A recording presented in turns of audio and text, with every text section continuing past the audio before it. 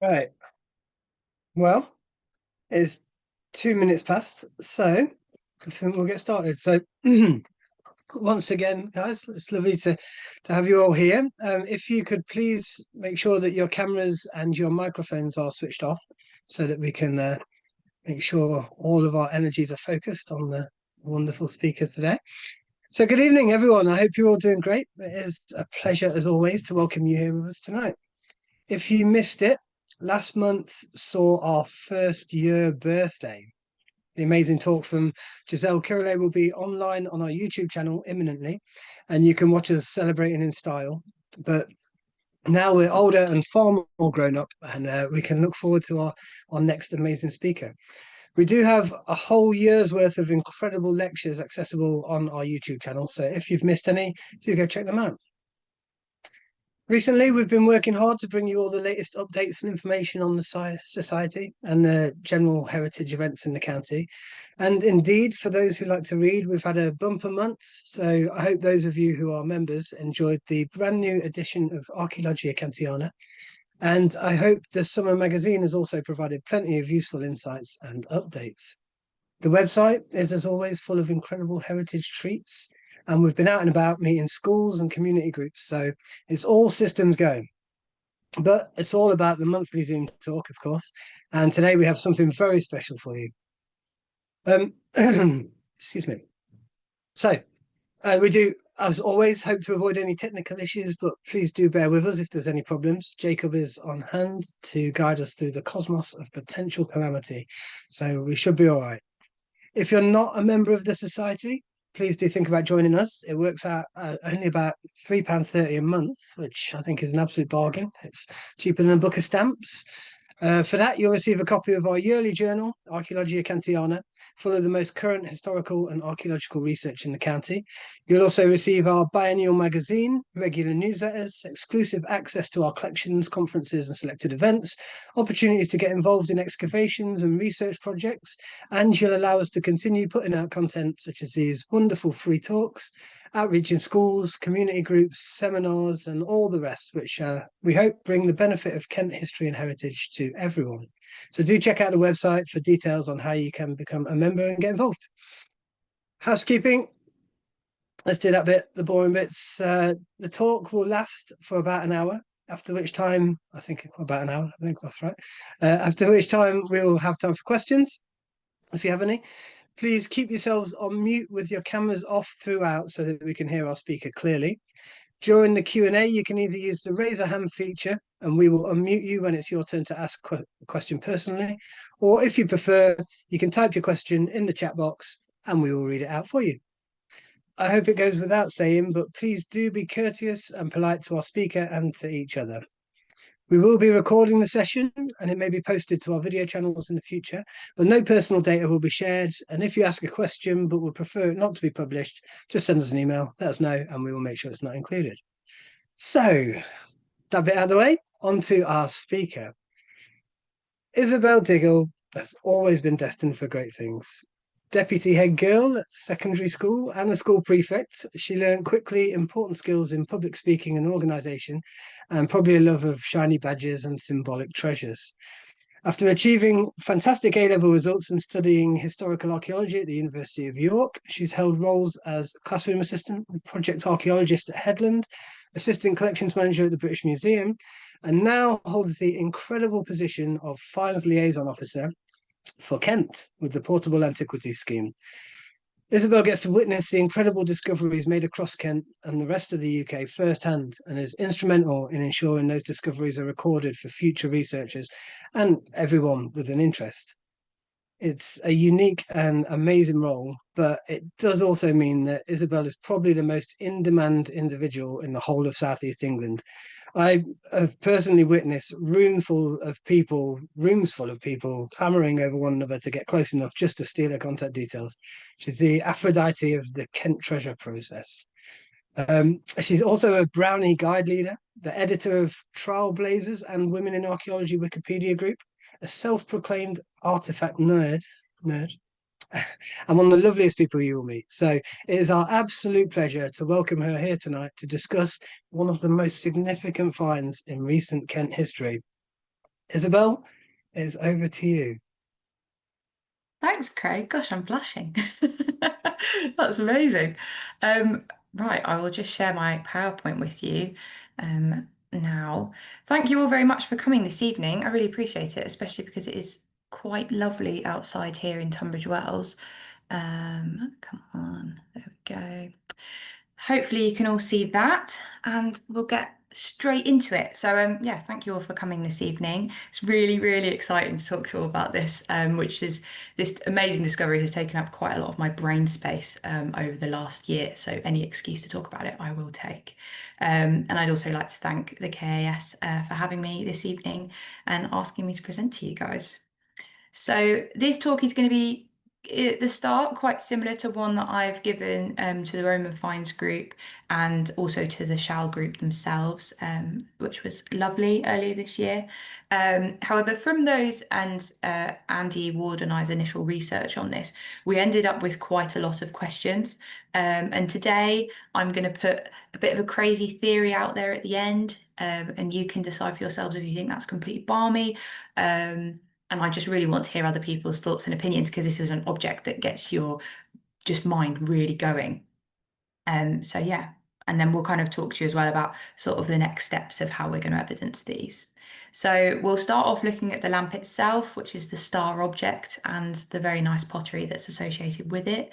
We're also going to talk about the parallels for it and other kind of similar objects in this foot world that I seem to have stumbled in. We'll also talk about the circumstances surrounding the lamp's discovery, which is really exciting. And we're also going to look at the wider historical context for the surrounding area. I'm also going to give you the argument for the significance of this object and why, after its discovery, myself and the guys at the Kent Archaeological Society chose to put it forward for potential treasure. And then, as I said, I'm going to give you the crazy arguments for what it all might mean. So, jumping straight into it, this here is our lamp. Absolutely stunning thing. And just to kind of put it in perspective for you, obviously we've got scales there and each sort of little bar is a centimetre. This thing's really tiny. It fits kind of just in the palm of your hand. It's really small. So all the detail that you see here in the pictures was captured by my amazing assistant, John Whitmore. So he's done a really good job of so you can see all the fine details because it's teeny. Um, the lamp, as you can see, is made entirely of copper alloy, probably some kind of bronze, and it's got a large hollow in the top to enable its function as an oil lamp. So you can see there just on the left, there's a little plug of soil left in the top there. So that's kind of showing you where the hole would be to pour the oil in.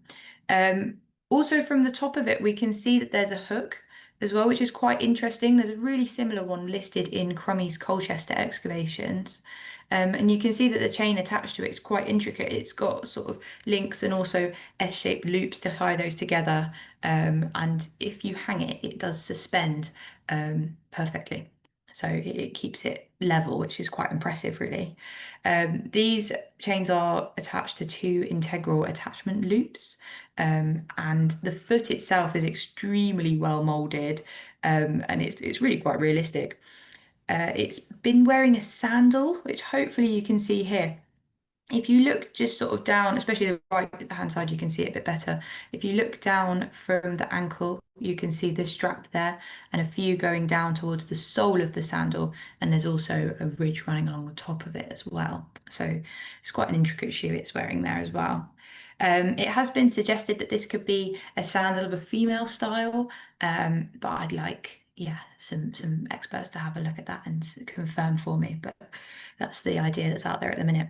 It was also found with its base, which is intact, but it wasn't attached. So you'll probably see it on a later slide. The lamp has a very thin copper alloy plate in the shape of a sole, which is quite interesting because it's nowhere near as robust as the rest of the lamp.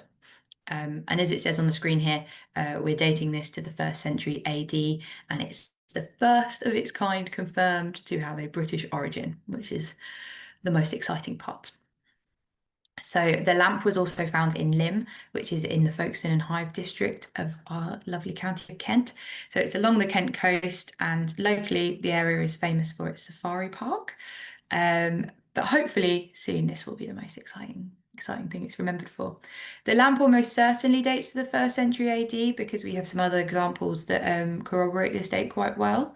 And it's also what we call a plastic lamp, which is slightly misleading. It's not made of plastic, it just means that it was modelled in 3 dimensions. This lamp is the first of its kind to have been unequivocally discovered in Britain. The lamp, though, was also found alongside 24 sherds of pottery, which we can't forget about because they really are quite important to have this context to go with it. All the sherds appear to have been broken in antiquity. The breaks are quite worn on them, and we don't believe that the vessel is complete. So we've got 24 sherds, and some of them are quite large, but I don't think we could recreate it from what we've got at the moment. One sherd that you can see on the screen is a base sherd, and the other 23 are all body sherds. Paul Hart really kindly took a look at these photographs of this for Andy Ward and I, and is thinking that this is a North Kent fineware or a Kentish white creamware. So it's definitely some kind of tableware for certain, and probably from the sort of profile we can make from those basal sherds, it seems to be a flagon. Again, this would date it to kind of the 1st century AD, sort of 50 AD through to 150 AD. So this sort of broadly relates to the date of the foot lamp. So we're hopefully looking at a contemporary deposit here.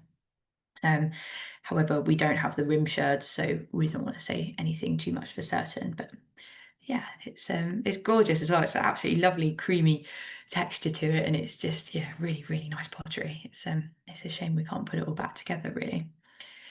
So plastic lamps, these are well attested across the Roman Empire, and they can depict a range of subjects. So this one on the left here that you can see, that's actually a Maenad with an athacantha leaves and things above its head. And on the right, we also have a bull with this kind of lunar marking above it as well, which is quite interesting. Most of these plastic lamps, they tend to date towards the 1st century AD, and they sort of wane in popularity towards the later Roman period, and then they sort of spike up again towards the very end, towards into the 4th and 5th centuries. But what I should say is, although they're well attested, lamps of all types are notably very scarce in Britain, and copper alloy lamps are particularly rare in Britain. To put it into perspective, the PAS, we have 1.8 million objects, and that's growing every day.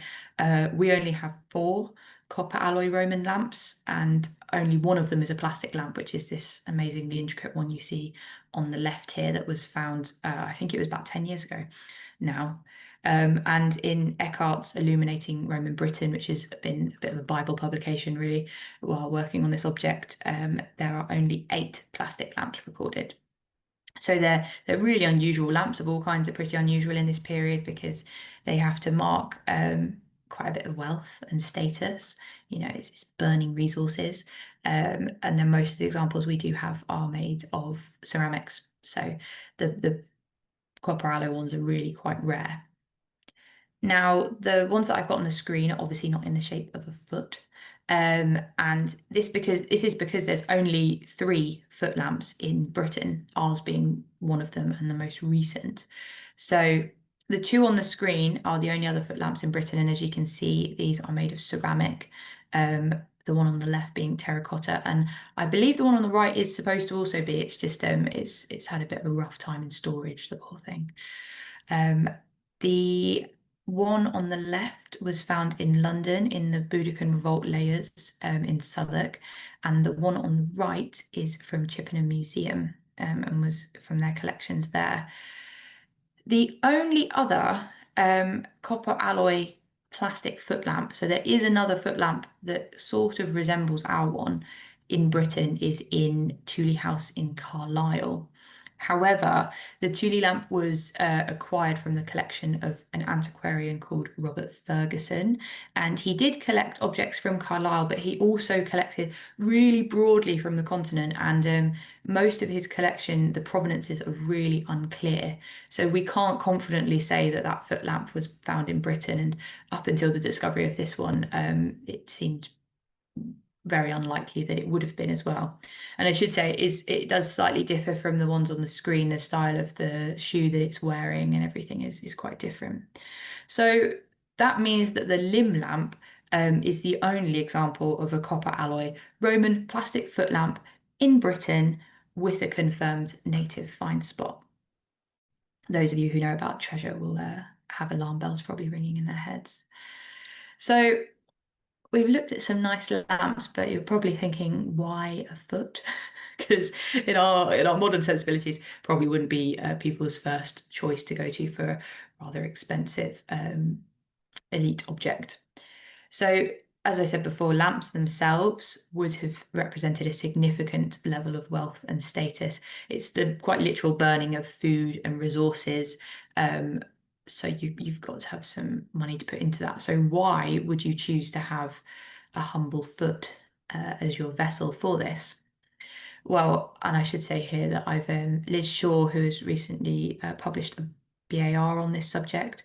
Her work has been invaluable in understanding Roman feet, and that it is actually a subject that has an amazing amount of scholarship and has been due some scholarship into it for quite a while. So from Liz Shaw's work, it's very obvious that the anatomical foot in Roman culture is kind of a known motif that keeps appearing, and it seems to have had a number of different meanings, often simultaneously as well. So, feet, like people's heads and also phalluses in the Roman period, can act as a signature for an entire person, not just their feet. It represents their whole self. They could also be a symbol of status and as power. If you think of those Roman statues where the emperor is, or depictions of Roman emperors where they're quite literally stamping on their competition, crushing the competition with their feet, it kind of has this idea of power and of connotation of the competition, marking authority and status. There's also a really interesting connection, which may be less obvious with feet, and this is their connection to temples. It's quite well recorded about temple stones and steps having footprints impressed into them to kind of mark that liminal space. And there's also quite a large connection between feet and the cults of Isis and Serapis. And the first one, the cult of Isis, has quite a large link to the Roman military, especially at this time around the lamp.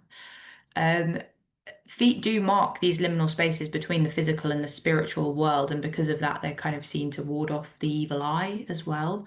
You think you're kind of passing through different spaces, and your feet are what kind of ground you to this earth, this physical plane, and so it seems to have had quite a spiritual connotation there as well. We also see footwear being used to mark Roman citizenship on tombstones, which is very interesting, and military status, and also female virtue. So, like I say, we've got a lot of mixed meanings here, but they're all quite well represented and quite well argued in the literature. However, they're also noted as being novelty items. For anybody who's been to the museum at Naples, you can see flying feet sort of hang up all over the place alongside other quite rude statuses. So they are still seen as novelty items in some contexts. Interestingly, foot-shaped amulets are known from the continent during the Iron Age, because here we're looking at the first century AD, so it's, relatively early within the Roman conquest of Britain. And the foot being on the right in Roman context appears to be very significant, as most lamps are the right side, and so are most figurines. But this seems to be important to lamps because when we look at things like foot brooches or sandal brooches, these don't have the same patterns of being a left or right foot. They seem to be a lot more even, whereas lamps, they're really favouring the right foot, as in this example. And the lamp can also lamps and how they've been designed can also tell us a lot about a person's gender, their economic status, their class, their rank, their profession, and maybe how they would have been seen, but also how they want to be perceived after the fact as well, as with many types of objects that we find in archaeological contexts. Um, the footwear on the limb lamp is what we call I'm going to butcher this now, a soulier, which is basically a flip-flop. It's a flip-flop like sandal, which is primarily worn within the home. And these are an intrinsically Roman type of footwear. These shoes would have been hobnailed, and some examples do have false hobnails on the soles, which is very, very interesting. You'll see the certain lamps have sort of raised bumps basically to imitate Roman hobnails on the sole, and they're often in patterns. They can be swastikas, kind of spirals. So they're clearly using that as quite a lot of symbolism. Interestingly, our lamp does not have that. As I said, the sole on the limb lamp is a very thin, flat copper alloy plate, with no indication of having had any hobnailing, which is quite surprising when you think of how complex the actual molding of it is. It seems sort of a misuse of resources to have not decorated it quite so highly. Um, the limb lamp is also very interesting. It's substantially smaller than both the native ceramic and the continental copper alloy foot lamps. Most other examples, like this one you can see on screen, also have looped handles on the reverse of them. And just to remind you, ours does not have any handle or any indication of a handle. It has a chain and a loop at the top. So ours has got a hook, sorry, and a chain. So that's very, very different. And these ones, like the one on screen, where they have this handle, that implies that they are meant to be carried and to be held and then probably laid flat on a surface, whereas ours is appearing to be hung in some way. So what really interests me about that is that does this suggest a different function or a different origin for the limb lamp from the continental examples?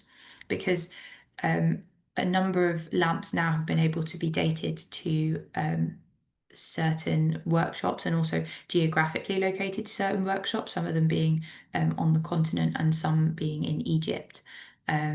Which has been difficult for ours because of the different attachment method. It's been quite difficult to parallel that in the available literature.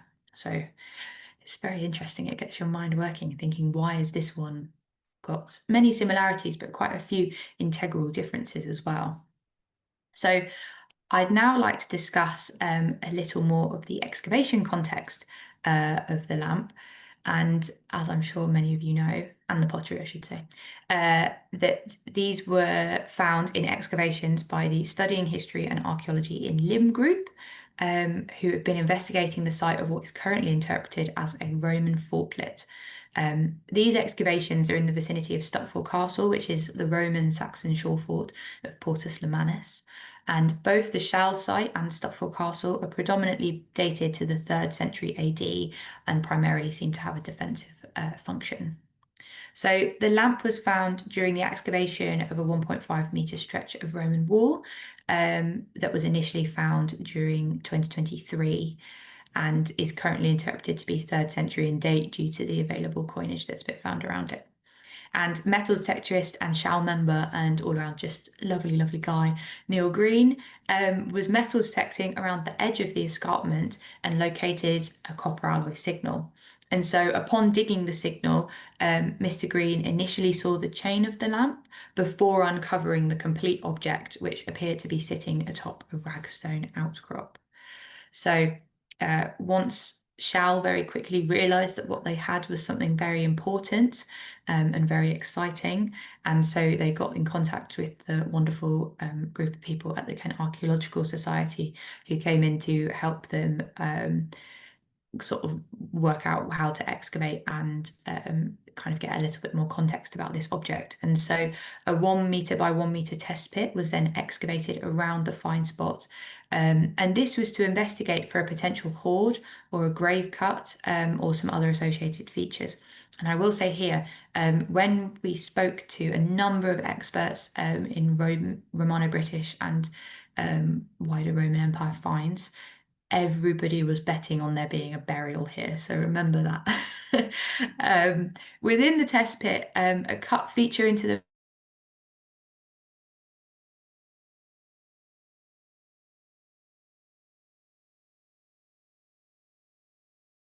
It's kind of in keeping with the wider site, which has had many rabbit holes and burrows found throughout. Within this sort of disturbed feature, the 24 sherds of pottery were recovered from likely above and around the find spot of where the lamp had been. Beneath this was more natural ragstone and sort of the clayey geology of the surrounding area.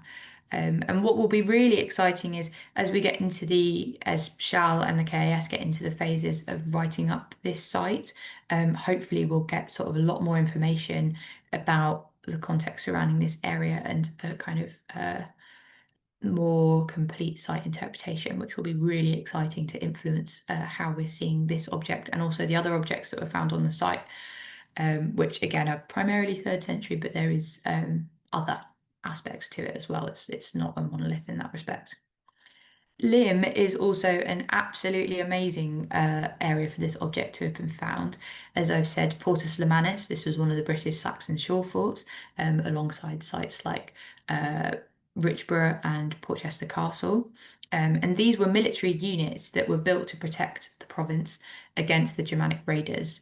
And Portus Lemanis, like Charles Fortlet, again dates to the 3rd century AD. And so it's not contemporary when we're talking about this port with the lamp. However, we do have evidence that there probably was an earlier naval base at the Portus Lemanis site with Classis Britannica, stamped tiles, and an early 2nd century inscribed altar stone of Neptune having been found in the area. So, therefore, this lamp may be able to provide us further evidence for this earlier naval site and activity in the area.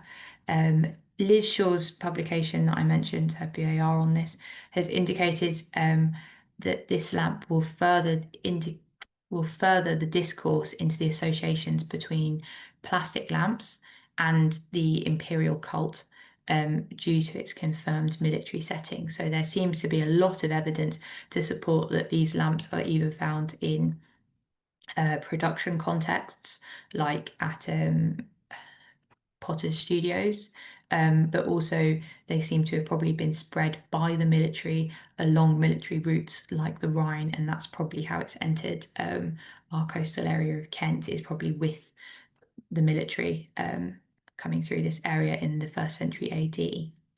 So throughout my work on the lamp, its rarity became very apparent for all the reasons I probably listed. And with my colleagues in the Portable Antiquities scheme and also at the British Museum, we began discussing the new treasure addendum.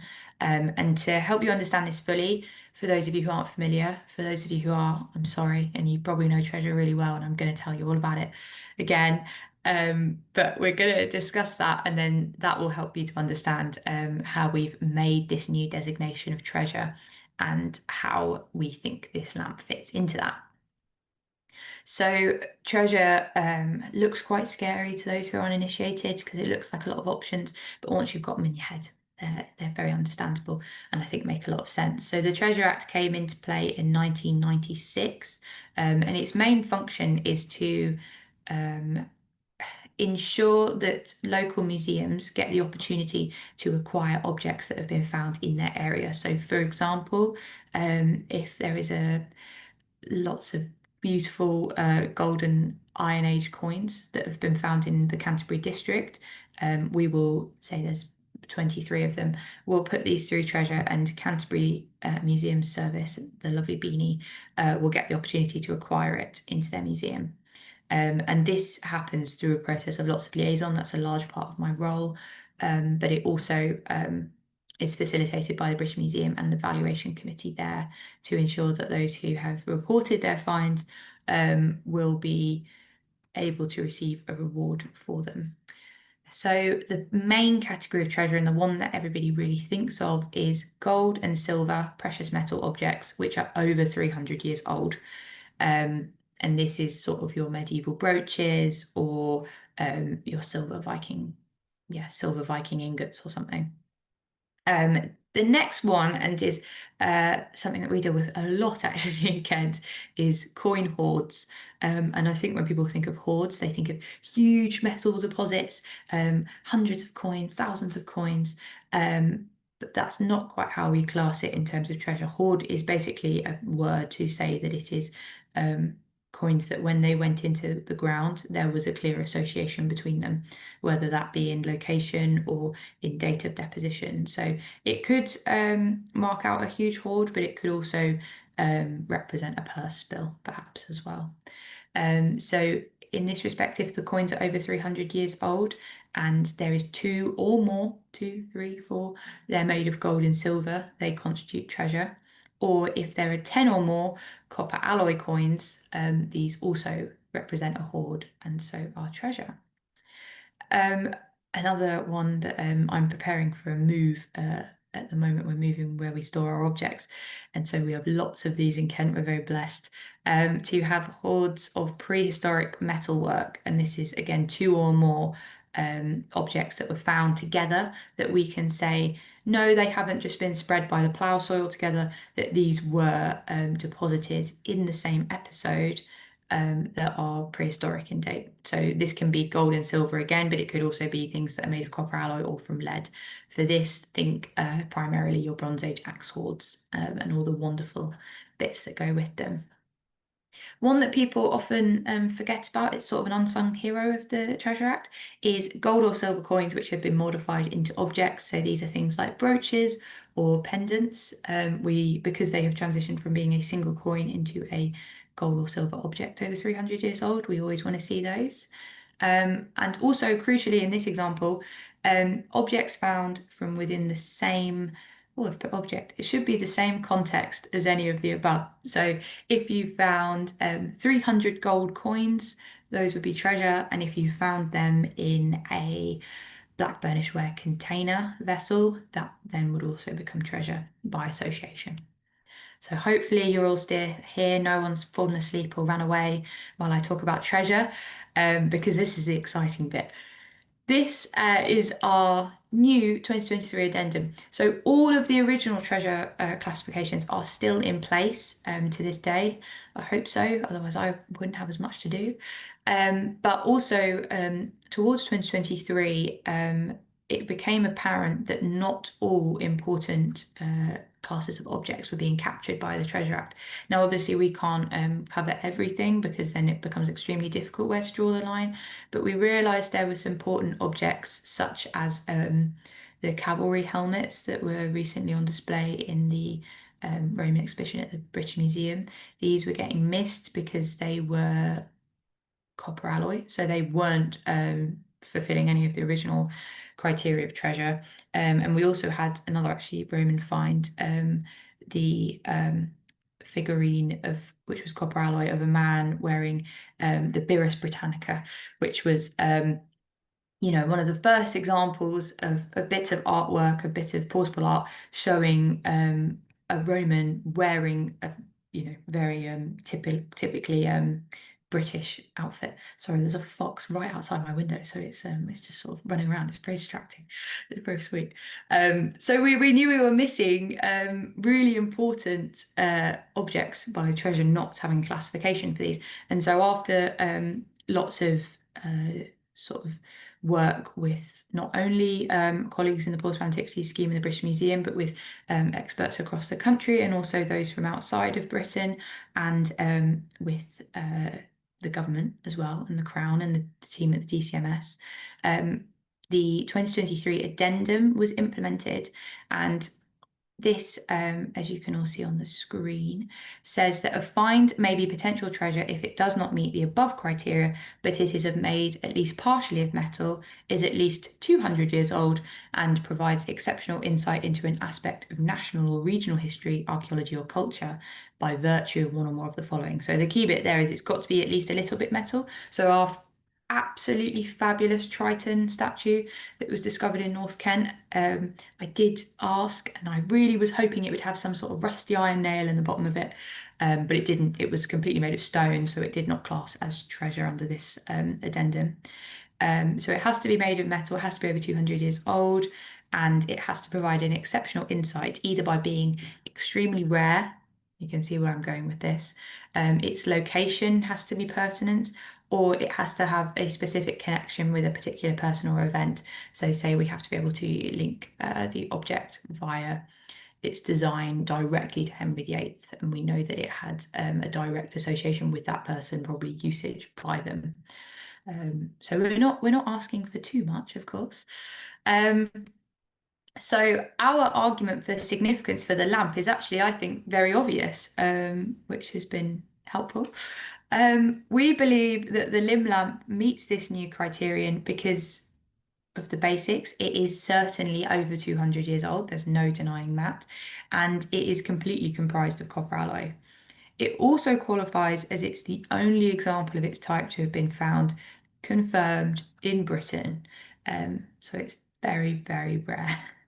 It's from a known area of Roman activity, and it's going to further contribute to our understanding of the Limb area and also these coastal regions of Kent during the first century AD. And lastly, the pottery, which we obviously cannot forget, is also treasure by its contextual association with the lamp. So currently, just to give you all a bit of background, the report for the lamp that I wrote with the help of Andy Ward has been approved by the curators at the British Museum, which is very exciting. And we have secured not only one museum's interest in acquiring, but actually a backup as well. So that's really positive. And actually, in a month, are we the 17th day? We are a month and a day from today, we actually have our inquest, which is a really important part in the treasure process. It's where if I say something's treasure, because treasure belongs to the crown, the coroners will come in and they will determine whether it is legally treasure by fitting the criteria. And so this will be our first significance treasure object to go through the process in Kent. It's also going only the second in the country. As always, we were pipped by Norfolk. That always happens. They always get the first. They had a singular coin of Guthrum, the first coin of Guthrum to be known in this country. And so that went through treasure and I think has been acquired by the Norfolk Museum Service. But we have the first object, the first in Kent, and also the coolest, obviously, much better. So we'll keep you all posted with that because it's a really exciting time going forward. And hopefully once we have that coroner's inquest saying yes, then it will be going straight through the process to get it into the museum and to get it on display for people to see, which is really, really exciting. The picture on screen, I should say, is the lamp. It's just it from the bottom. So you can see what it looks like on the inside and to hopefully give us some indication of its manufacture technique. So this is the portion where we're going to try and get a bit creative and a bit crazy because I thought I'm talking to the Kent Archaeological Society. I've got to give you something new to think about, especially for those of you who are in Shall and have heard me talk before. So this is maybe where I lose all my credibility by giving you crazy theories to get your brains going. These questions on screen, the significance of the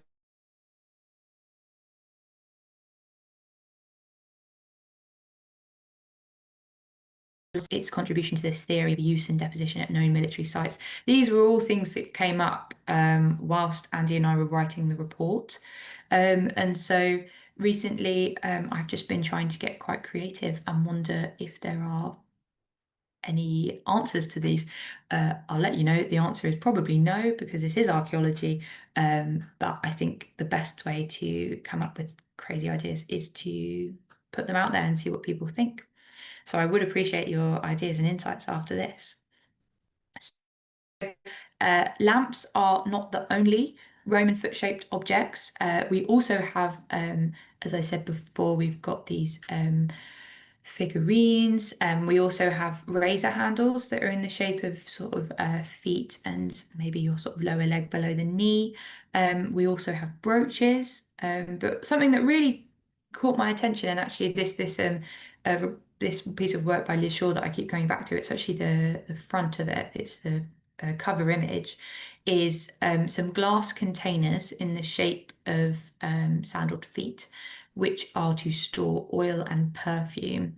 And so if we just look at the size of this lamp, which as I say is teeny tiny, palm sized, it's not going to be putting out a lot of light. And there's this brilliant graph that shows you the different sizes of lamps, and ours is really towards the smaller end. Some of them can be absolutely huge. Interestingly, with foot lamps of copper, alloy, and ceramic varieties, they're rarely ever actually what we would call human sized. They're usually either quite a bit smaller or they're massive. So they don't usually conform to the size of feet. So they're clearly not trying to be a accurate representation, maybe of a specific individual's, literal foot, like a cast. So this one is much on the small, it's far smaller than the others, and so the output of light would be really quite minimal. One thing that it would be really exciting to do, and Andy and I are hoping once this has gone through the treasure process, we've been talking about maybe getting a reproduction of this to kind of do some experimental archaeology, put some oil in one and see how long it burns for and how much light it would actually emit. Um, Therefore, I think because of these also foot-shaped containers that held perfumed oils and things, I think the size of this lamp actually suggests that it was highly unlikely that its primary function was lighting, and perhaps instead it was for scent. Think your scented candles of today, really. And that yes, it would have provided the visual, but I think also the olfactory is something that maybe we're missing when we look at it today. And actually, that sensory factor would have been really quite important to this object. It should also be noted that over half of the foot lamps with known find spots relate to ritual activities. Do it that way you will. We'll try and dive a bit deeper and we'll try and define the kind of ritual activities these are. So 33 foot lamps have been included in burials, and they would have formed part of the burial rites, probably lighting, but also again scent. And burial rites, as today, will often try and evoke links to feasting, which is particularly interesting when we have these links to the flagon as well. So there's um, a lot being put forward here only by really two objects. It does have these quite clear links to feasting. When this assemblage was first found, as I said, it was highly recommended that Shao return to identify the possible burial, but no human remains were found present in this excavation. And so what I'm going to put on the screen hopefully won't be too sensitive to those, but just as a little warning, because it shows a roadside memorial, um, but I won't have it on screen for too long. Many of us have seen these. They're sort of loving memorials which have been devoted to people who have passed, usually in that location, like beside roads. And we're also aware of the ideas of modern memorials or cenotaphs, to memorialize the dead without physically having their human remains in that place.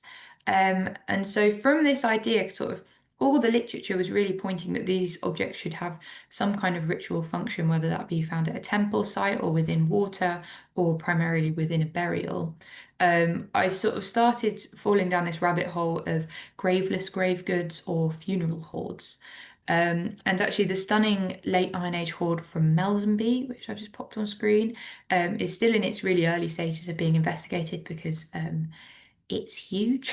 It's going to take the amazing team, I imagine, quite a while to get through it. But kind of a very early theory that they're having, which has been put forward for other hoards and activities before, is that maybe this is a burial monument, but without the human remains present. Another example of this from prehistory, more locally, is the late Middle Bronze Age cemetery of Folkestone. And of the cremations present there, only 56% of them, and so only about half, actually observed burnt human bone. The rest of them had no human remains, but was styled very similarly. So identical grave goods, same amount of pyre material put into the vessels, and the vessels were all very similar to the ones that had human bone. The only difference was they lacked any kind of human remain. Another one is the late Iron Age cemetery of West Hampnet. Only 13 of 161 cremation deposits did not have bone, but they did all have pyre material and were seeming to be indicating that they were appearing like cremations. So we do have late prehistoric tradition in the southeast of cremation deposits, but without human remains. And as I said, that's a bit premature. The lamps, uh, copper alloyed foot lamps, are really highly associated with burial, and these burials are primarily cremations. And the foot lamps in these burials are all very small, and the limb lamp actually fits perfectly within this range, sort of right in the middle. And so I've sort of been having these ideas that possibly this is a more votive deposit, and maybe it does represent one of these funeral hoards or a commemorative deposit. You've got to remember we're right at the site of the ancient coastline here as well, which is quite interesting. And so I've kind of been fleshing these ideas out a little bit more to see if they sound a little bit mad. But we also should remember that these objects, the lamp and the pottery, could also just be accidental losses. You know, they're really high status objects, so if someone lost them, they would be furious. But could it be that this is maybe from a wider episode of deposition that we're not seeing, whereby something has happened and these have not been intended to enter the ground in the way that they have? I don't know if we'll ever know, but I think it is interesting to kind of look at other alternatives that haven't been thought of before. So hopefully you all don't think I'm absolutely balmy. But if you have thoughts on how these objects maybe got into the ground or why they've been placed there, what function they would have played, maybe to the people who owned them or interacted with them, I'd love to hear it. Andy and I are kind of looking at writing more formally about this lamp because previously, foot lamps in particular have been really poorly recorded in terms of where they've been found and in what context. And so our example for that reason is really exciting. The limb lamp, we have actual site drawings to go with it, and video of when it was found, which is just incredible. That's so much more context than most examples have. And so Andy and I are looking to publish about this article once it's gone through the treasure process to make sure that information is out there and accessible. So any ideas are more than welcome. I'd like to say a huge thank you again to Shal, who reported this object to the KAS and also to myself, which has meant that we've got to do this amazing research into it. And I'd also like to thank the KAS for having me and to yourselves because you have paid attention to me for about 40 minutes. So thank you very, very much. And if you have any questions, I would love to hear them and I might try to answer them. I can't make any promises. Thank you.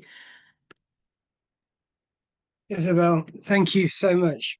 What an incredible find, and it's amazing to hear the process involved in its discovery and the subsequent story of it so far. So still a story to come. Um, yeah, I love the idea of a 2,000-year-old Yankee candle. That was brilliant, and but also I think what will be really amazing to see is the opportunity for experimental archaeology on it. If we can recreate it and get an idea of its use and the what it looks like when it's lit, you know, what sort of level of scent you could get from it if that is indeed what it was for. I do wonder if the fox at your window might be one of the ancient spirits from that burial monument. In the middle of town, I've never seen one here before, and it was just, yeah, very distracting. Up in an island, yeah. I should say actually that when I spoke to the wider group at Shal as well, they put forward some really interesting thoughts about maybe how this would have had, because a lot of them also have lids at the top as well. And we don't have any presence of kind of basically a cap lid like you'd have on an old teapot. We don't have any of that. And so maybe how these would have been attached if there were one. And also again, sort of what the experimental can possibly tell us about how it was attached. Because, like I said, most of these lamps have handles, and ours has a hook and a chain, and the hook has quite a large spike on it. Is that for putting it into a wooden structure, or there's all these Yeah, questions that it's quite fragile, curious. so I haven't played with it too much, but a kind of version that we could play with would be really interesting to answer those. Really. I was curious about the hook.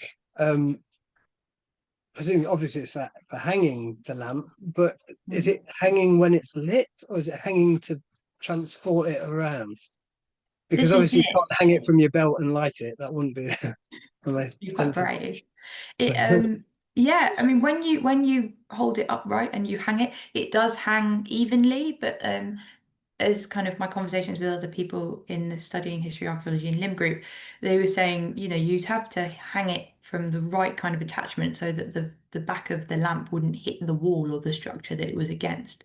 So it would probably have to be kind of maybe a bar sticking out from the, say, a wall, and then it hung onto. So it kind of you think it's got to have quite a defined way of suspending it, Mhm. which is quite And interesting. it's very small, isn't it? So even It's if you were tiny. hanging it far away, you'd barely.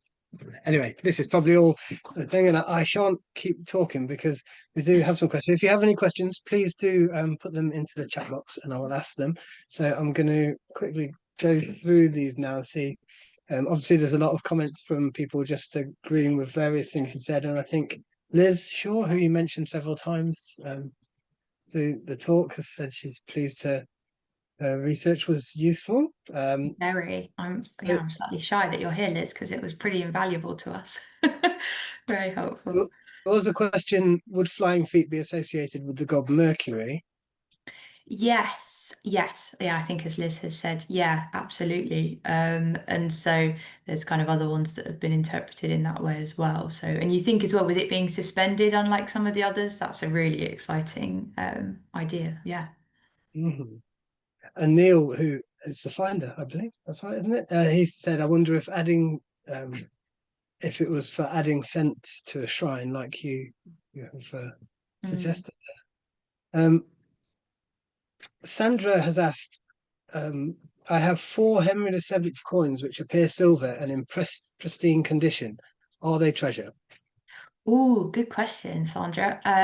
If they were all found together, so if you think that either they were maybe put in the ground in one hole together, or maybe they were together and they've maybe been spread by a plough, we see that quite a lot with metal detecting finds. Then yes, they would class as treasure. Yeah, which is So exciting. do take them into Isabel if they were in Kent. Yeah, definitely come and have a, when we've moved offices, do come and bring them to me and we'll have a look. Especially if they're in pristine condition, that would be lovely. Mhm. We've got lots more thanks. I'll send you all the thanks and praise for a wonderful, interesting, informative talk later. David Holman has asked, is there any sign of the lamp having been used? It's been hard to know, to be perfectly honest, because the inside, I think you saw from those pictures, it hasn't, there isn't any kind of visible trace that we can see of any kind of soot or burning or anything like that. There doesn't seem to be too much difference in the internal structure of it either. So. Yeah, we're not 100% sure. And it's why this is also, I should have mentioned really, when an object is going through the treasure process, we're quite limited on what kind of scientific work we can do on it. And that is because we cannot do any work on an object that is going to impact its value, whether positively or negatively. Um, so if someone does bring me four Henry VII coins, I can clean them to an extent to identify the object, but then I can't do any more than that. So I can't make them look lovely, basically. So these are all kind of questions which will be really exciting to maybe have answered once it's been acquired, so that clever people can look at it. A desk lamp rather than a room lamp is, yeah, just a really lovely idea as well. You think could Yeah, be, sorry. Liz did ask it. Yeah, could it have been a desk lamp rather than a room lamp? Which I guess you will only find out with a bit of experimental archaeology, perhaps.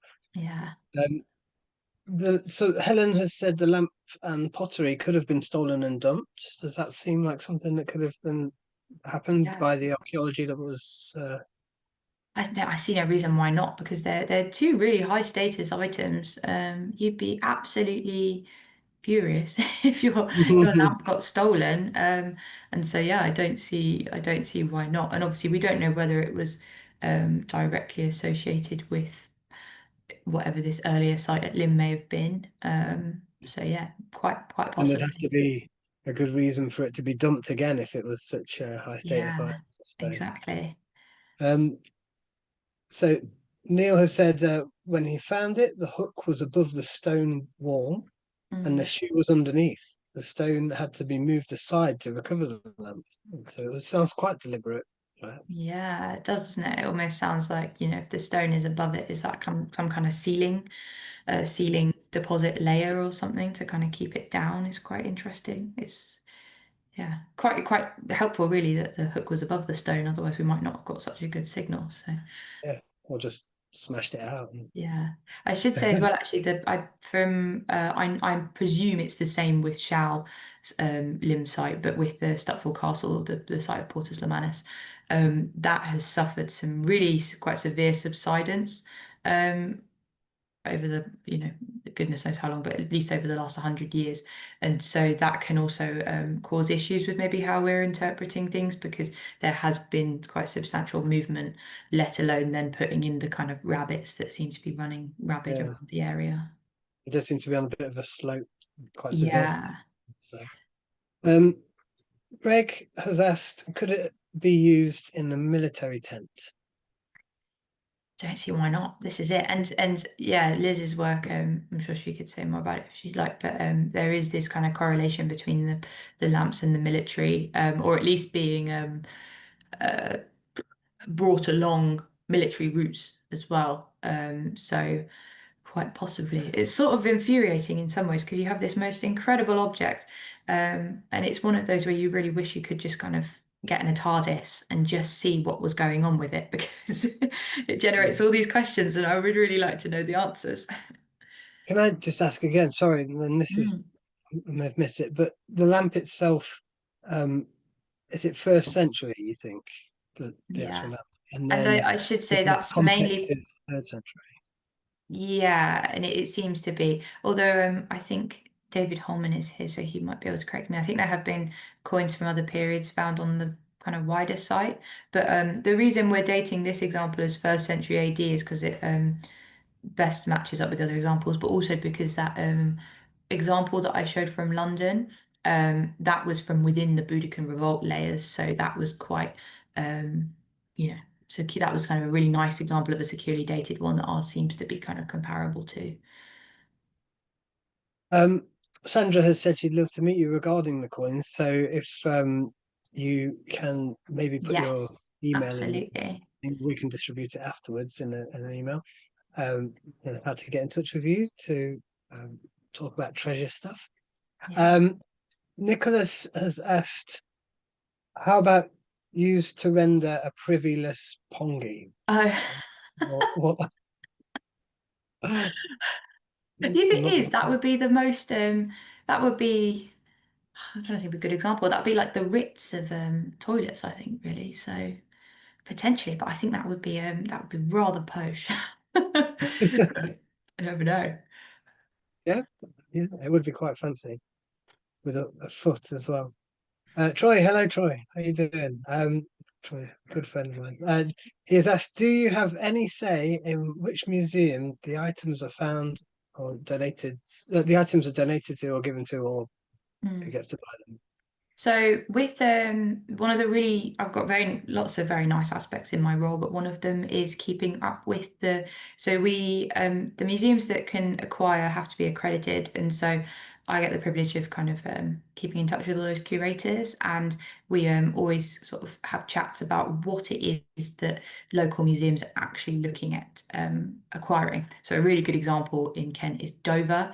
For anybody who hasn't been, you have to go. It's amazing. We have the Bronze Age boat gallery in Dover, which is incredible. And so Dover have an interest in anything that has been found in Dover district, but also they will collect objects from outside of the Dover district if they have a link to the Bronze Age or as a really good example. So it kind of depends on the museum. So what part of my role is when treasure is at that stage, I will email the relevant museum and see if they're interested in acquiring the object. Some are quite strict about the kind of geographical parameters from which they take from. Others are a bit more loose, so it just kind of comes into that really as to what they're after and whether our object fits into that. And if there is some objects that are either exceedingly important or maybe that we don't have scope for locally to be taken in, because unfortunately an issue at the moment is that museums don't have the most funding to take objects, especially in Kent, which is unfortunate, but it is sort of how it is at the moment with the economy. And so the British Museum will sometimes step in and take objects that can't be acquired locally, which is a really great option to have. Or just a really nice other example, I had a pendant recently that was a coin that had been etched to have a Hashem symbol, which is the Jewish symbol for God. And so that was really amazing. And there's actually not many objects that relate to Judaism in Britain that aren't sort of, actual religious objects, like, I don't know, Torah scrolls and things like that. So that one is going to the Jewish Museum in London because that's where we decided it was best place to go. So I have a bit of a say, but not all of the say is the short answer. Okay, brilliant. Neil has said the key ring was found further down the side of the collapsed wall. I wonder also where these were these special deposits, considering no signs of burning. Yeah, exactly. So this is what I mean by my idea that I presented to you is a bit wild and wacky, but really just because it's quite interesting to kind of think about all these things that are really outside. So I will admit I'm not saying that it is definitely one of these graveless grave deposits, but I just thought it was an exciting idea. Because we don't have any sign of burning. So yeah, it raises a lot of questions as to what this actually was and how it got there, really. But I think with an object this special and significance, we can kind of think a bit outside the box and kind of Mhm. all ideas are valid until proven otherwise, I think. Do we have any idea about, because I noticed the bottom is no longer there, right? So do we have any idea about how what the bottom was made of and how it was made? Was that just gone with? It's well, some of them seem to have quite secure bases, and then I think there are a number that have been found with their bases detached, Okay. which again is quite interesting because um, it's not a very functional object if you can't Really trust the deep. base not to fall off. Yeah. Um, which maybe it was more secure when it was deposited, but the actual lamp is molded, sort of the top half is molded so well, and it's got quite a thick wall, and then the base is really thin. And so I don't think it's been kind of like with some objects, you see examples of where they've been broken apart to take them out of use. I don't think that's the case in with this object because the chain is still intact and the hook and everything. So yeah, it's kind of I'm not sure why. It's not attached anymore.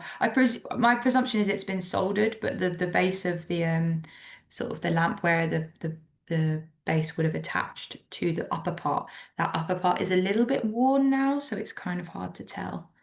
Okay. But maybe If if the foot was at boffins the could look at it. bottom, the foot was at the bottom, wouldn't it be like the last thing to get damaged? I don't know. Anyway, so Yeah. Liz has said to me the smallness of the lamp and the flagon found with it suggests some kind of ritual deposit. Yes. I like the idea of a memorial grave with no human remains. Oh, And Neil says, is goodness. it possible that the rabbit burrows have damaged the grave deposits further down? There came a point where we were still digging, looking for further parts of the dish pottery. Well, possibly, although just because it seemed like the pottery was quite well distributed around the lamp, but then again, we are missing some of it. I think as well with the quality of the diggers you have on that site, I think if there were indication of a grave, you probably would have found it, you know? Um, so I doubt it. Oh, It would be interesting to know if the child team maybe will look at excavating that area in future because it was originally, I think I said in the presentation, outside the scope of the original excavation. So oh. yeah, it would be very interesting. Oh, David. And then this last one from David Holman. Any soldering of the sole to the rest of the foot could have degraded, causing it to separate. When the wing and bowl was lifted, one of the handles fell off for that reason. So, Oh, okay, that's so interesting, David. yeah. Yeah, that's a really good. I think that's it. It's kind of one of these parts that would be really useful to look at in more detail as to why it's and also I did quite a bit of experimental archaeology at uni, so I'm a bit biased, but I really think that is the next step That's the key, right? That's where we're in going this with. object. Brilliant. Yes. All right, thank you so much, Isabel. Really appreciate it. What a fascinating talk, what a fascinating item. Everybody should keep their eyes open for when it gets through the treasure process and we can learn more about it and find out where it's going to go. Yeah. So, thank you again, and thank you all for coming today. As I say, we've got lots more coming up, so please do keep your eye out for upcoming talks. On Thursday, the 28th of August, we will have Stephen Clifton giving an update on the East Malling Healing Sanctuary, a possible multi-phase religious site focused on the sacred water from a nearby spring, with many unresolved questions still to be answered. On the 18th of September, we have the amazing Professor Dan Hicks discussing pit rivers in Kent, musketry and excavations, introducing the major reassessment of Pitt Rivers' work and life and the importance of Kent to his work and thinking during his time as instructor of musketry at Hythe and as inspector of ancient monuments. In October, it's our super special one. We have none other than our very own Jacob Scott talking to us, the tech man himself, getting on with some super spooky ancient graffiti for our Halloween edition. So Jacob will be in fancy dress, of course, and he's going to kill me. So, Thursday, the 20th of November, experimental archaeologist Alexander Reed will take a look at an early Anglo-Saxon sword from the cemetery at Sarr and use experimental archaeology to explain how it was made. There you go, experimental archaeology again, it's the key, and show the technologies available to the Saxon blacksmiths. In December, we will delve into Kent's medieval merriments with a talk from the amazing Dr. Christopher Monk. And in January, Jason Hulat will be talking to us about medieval knife crime or Henry VIII's martial arts, I believe. So one of those talks. So we've got loads to look forward to. Please stick around for those. As I mentioned earlier, if you're not a member, please do think about joining us. It works out about £3.30 a month, and you'll get a copy of our yearly journal, Archaeology Cantiana, our biannual magazine, regular newsletters, exclusive access to our collections, conferences, selected events, opportunities to get involved in excavations, research projects, and everything Kent heritage. Check out the website for more details on these talks and a wide range of other upcoming Kent-based events, as well as how to become a member if you are interested. Thank you again, Isabel, for that amazing talk, and I hope to see you all again very soon. Good night.